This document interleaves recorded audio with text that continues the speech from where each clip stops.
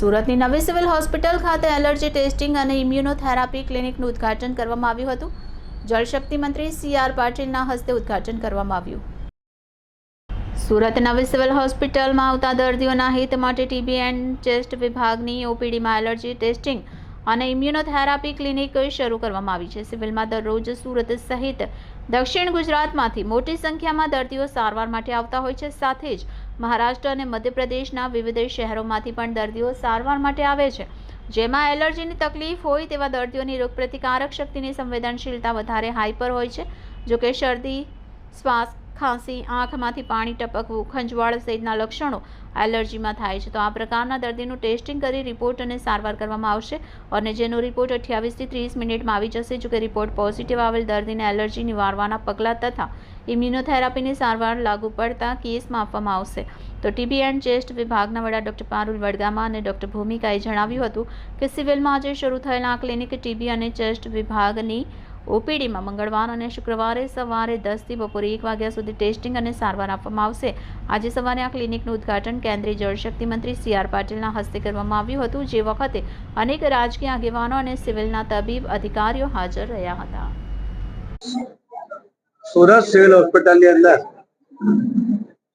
અનેક મુશ્કેલ ઓપરેશનો વિના મૂલ્યે કરીને સિવિલ હોસ્પિટલમાં સુરતમાં લોકોને જે વિશ્વાસ ઉભો કરે છે એના માટે અહીંયાના 100 ડોક્ટર્સ, નર્સિંગ સ્ટાફ અને અન્ય સ્ટાફ એ બધાને પહેલા તો ખૂબ ખૂબ અભિનંદન આપું છું.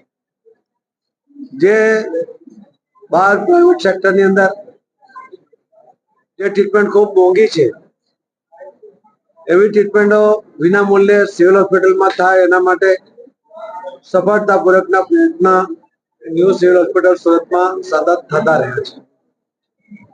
આજે એક એલર્જી એક સામાન્ય રીતે ઘણા મોટા પ્રમાણમાં આપણને જોવા મળે છે, પરંતુ ઘણીવાર એલર્જી હોય છે પણ એની ટ્રીટમેન્ટ ખબર નથી. એલર્જીને કારણે છે એ પણ ઘણીવાર ખ્યાલમાં આવતો નથી. ત્યારે સિવિલ હોસ્પિટલે આજે પહેલ કરીને આવા એલર્જીના નિદાન માટે ઇમ્યુનિટી ટ્રીટમેન્ટ માટે એમણે આજે સિવિલ હોસ્પિટલની અંદર આ વિભાગ ચાલુ કર્યો છે.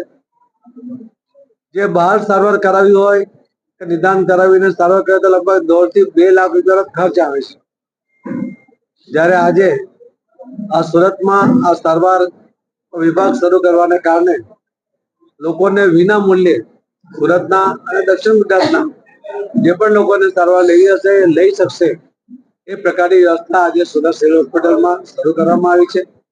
એના માટે હું ગુજરાતના મુખ્યમંત્રી શ્રી ભૂપેન્દ્રભાઈ પટેલ, આરોગ્ય મંત્રી શ્રી ઋષિકેશભાઈ પટેલ, સિવિલ હોસ્પિટલના 100 ડોક્ટર, 100 નર્સિંગ સ્ટાફ એની સાથે જોડાયેલા તમામ સ્ટાફ સૌને ખૂબ ખૂબ અભિનંદન આપું છું. અને આવા નવા પ્રયોગો દ્વારા વિના મૂલ્યે સારવાર આપી શકાય એના જે પ્રયત્નો સિવિલ હોસ્પિટલ કરે છે એના કારણે લોકો સિવિલ હોસ્પિટલ તરફ વિશ્વાસ સાથે આવીને સારવાર કરાવે છે અને સારા પણ થતા હોય છે. હમણાં ગઈકાલે પણ એક બાળકનું વર્ષો જૂની એની ખૂનની ઢાંકણી એ ખસી ગઈ હતી. એના કારણે ઘણી બધી મુશ્કેલી હતી, ચાલી શકતો નહોતો.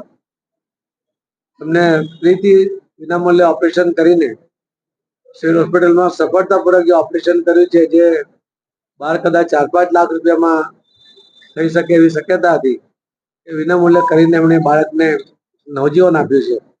આવા અનેક કેસો ઘણીવાર આપણને માહિતી મળે છે કે છાપામાં વાંચીએ છીએ ત્યારે ડોક્ટરો પ્રત્યે, નર્સિંગ સ્ટાફ માટે અને સૌ સ્ટાફ માટે એક અલગ પ્રકારની અનુભૂતિ થાય છે. ડોક્ટરો જે સમર્પિત સેવા કરતા હોય છે એનું જીવંત ઉદાહરણ એ ન્યૂ સિવિલ હોસ્પિટલ સુરતમાં આપણને જોવા મળે છે. ફરીથી હું આપના માધ્યમથી દક્ષિણ ગુજરાતના તમામ લોકોને વિનંતી કરીશ કે આપને એલર્જીની આવી કોઈ પણ સમસ્યા હોય તો આપ અહીંયા નિદાન કરાવી શકો છો અને વિનામૂલ્યે ટ્રીટમેન્ટ પણ કરાવી શકો છો. એનો લાભ તમે ન્યૂ સિવિલ હોસ્પિટલમાં લો એ મારી આપ સૌને વિનંતી પણ છે. અને ફરીથી ડોક્ટરના આભાર સાથે મારી વાત નહીં વિરામ. ધન્યવાદ.